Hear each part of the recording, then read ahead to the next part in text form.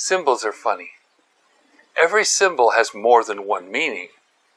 Sometimes the meaning is obvious, but often a symbol gets picked up by a certain group and they give it a special hidden meaning.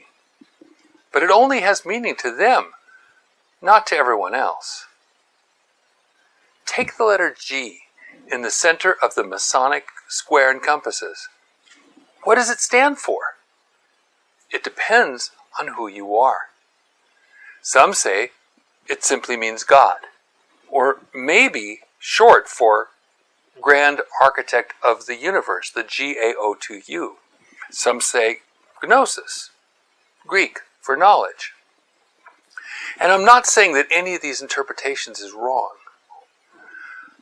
Another group has a special meaning for the G, and it's not in Masonry. It's Jesuit. Hi, I'm David Daniels for Chick Publications. Jesuit is spelled with a J, right? But the home base of the Jesuits is the Church of the Jesu, G-E-S-U, with a G. Jesu, by the way, is Jesus in Italian. Let me read to you from Rulers of Evil by author F. Tupper Saucy. Hold Freemasonry up to the light, and you cannot help but see the black papacy's watermark.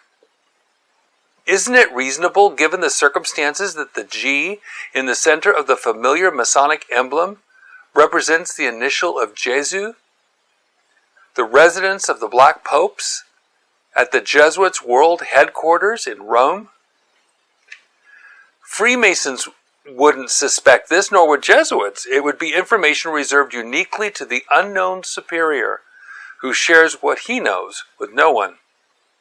Quote, "Your enemies will serve you without their wishes," said Sun Tzu, "or even their knowledge." End quote. There is so much more than that he says, but I'll stop there. But is his contention even possible? A 1997 article from the Esoteric Gnosis magazine tells how an influential Italian Freemason, Arturo Regini, 1878 to 1946, wrote in 1906, criticizing the Masonic leaders Giuseppe Mazzini and Albert Pike for failing to create, quote, a secret rite above all others, a sort of masonry within masonry, which would have unified the divided Masonic family, end quote. 2 years later, in 1908, a group even broke away from the main group, forming, quote, a new Masonic organization with its headquarters at Piazza del Gesù in Rome, end quote. Eventually, it became the second branch of Italian Masonry known as Piazza del Gesù. That's because of the location of their headquarters. In 1921, Regini joined the Supreme Council of 33 of the AASR, Ancient Accepted Scottish Rite, in Piazza del Gesù at number 47. What's so interesting about that? It just happens to be across the street in the same plaza as the Chiesa del Gesù, the Church of the Gesù, which also happens to be the world headquarters of the Jesuit order. Now, Ancient and Accepted Scottish Rite, or AASR, when written in Italian, would be the reverse. Rito Scozzese Antico et Accettato, or RSAA. Well, guess what I found across the street from the Chiesa del Gesù, the Church of the Gesù? See the RSAA and see the double-headed eagle? That is a symbol for the 33rd degree that the RSAA uses as its symbol. And see above it? If you look carefully, it's faint, but you can see the 47. In fact, the RSAA online says it's still at 47 Chiesa del Gesù. How close are these two groups? I think the Jesuits were keeping close tabs on everything they did. what could have motivated Regini, with all places in Italy, to place it in front of the Jesuits? If nothing else, the Jesuits certainly could keep an eye on a group like the Masonic Supreme Council of 33. Of course, Jesuits don't just keep tabs on what's happening across the street. They keep tabs on what's happening across the world. In 1851, a former Dominican monk came out of the Catholic system with an amazing testimony. Giacinto Achilli was a visitor for the Dominicans. We would call him an investigator. He found problems between people and did what he could to fix them or smooth them out. He was at heart a peacemaker. That's probably why people had occasion to talk with him and even pour out their lives to him. So though he was a Dominican, he was more of a counselor and not an inquisitor like other Dominicans. In fact, he hated the Inquisition, though it was run by his own order. Giacinto had been educated in the college at Viterbo, Italy, about 40 miles northwest of Rome. His Greek and Roman literature teacher was special to him, and one day in Tivoli, only 16 miles east of Rome, they met again in September of 1833. Only this time, his teacher had become a Jesuit. Now, this Jesuit in our story had a tender spot in his heart for Giacinto. He took note of when Giacinto took his walks and started to walk with him. As they talked on their walks, the Jesuit began to take Giacinto into his confidence. Oh, there's so much he told him. But here are a few secrets he admitted about the Jesuits and the Church of the Jesuits. First, the Jesuits spoke of the Dominicans and their attempt to get information from victims in the Inquisition. Quote, "The principal object of the Inquisition is to possess themselves, by every means in their power, of the secrets of every class of society. Now the Dominicans, even with the assistance of the priests, would be altogether unequal to this task, were not the Jesuits themselves the secret officials of this police." He stated that it was futile to do as the Italian police and try to deceive people into revealing their secrets. The Jesuits are much more subtle. But nothing of this sort takes place with the Jesuits, to whom no door is closed, no curtain drawn, no veil or shadow cast over secret or mystery. What they cannot learn from the men, they ascertain from the women. What the father will not disclose, the son will reveal. And what the master of the house may be desirous to hide, the servant may bring to light. The spy has need of frequent and lengthened research, whereas the Jesuit arrives at the fact at once. As has been before observed, the spy is deceived by false statements, which is not the case with a Jesuit.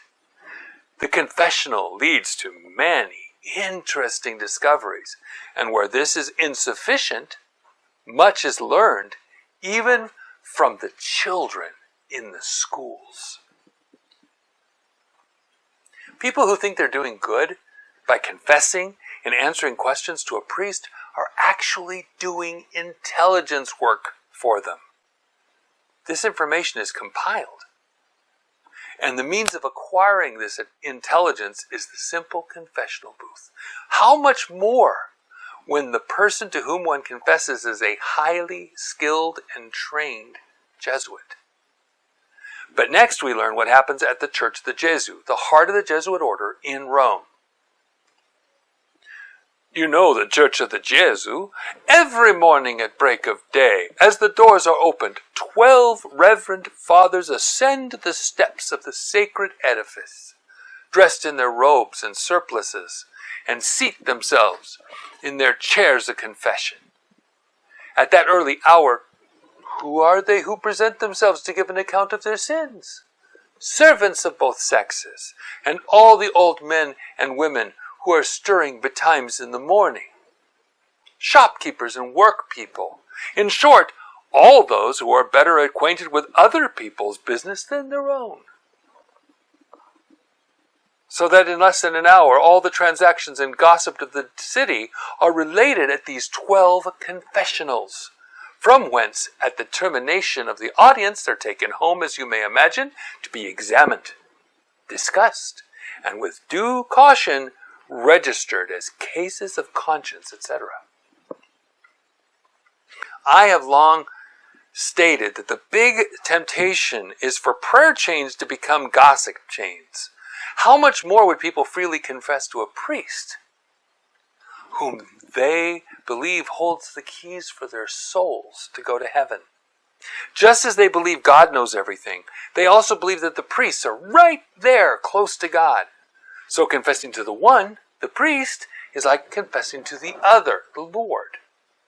This is so much true that they even address the priest as Father. But as Jesus said, Matthew 23:9, and call no man your father upon the earth, for one is your Father, which is in heaven. And it's not enough to have those Jesuit confessionals in Rome. What is done in the church of the Jesuit is also done in those of St. Ignatius, of St. Andrew on the Monte Cavallo, of St. Vitale, and others belonging to the fathers of the company. He continued, but our exertions do not end here. We supply families with servants and change them when required. Consequently, everyone is obliged by us and entirely devoted to us. What's in a letter, like the letter G? A lot of things, depending upon which group you belong to. If you're a Mason, it may mean one thing. But if you're a Jesuit, it may refer to the Church of the Jesuit, the heart of the Jesuit order on Piazza Gesù in Rome.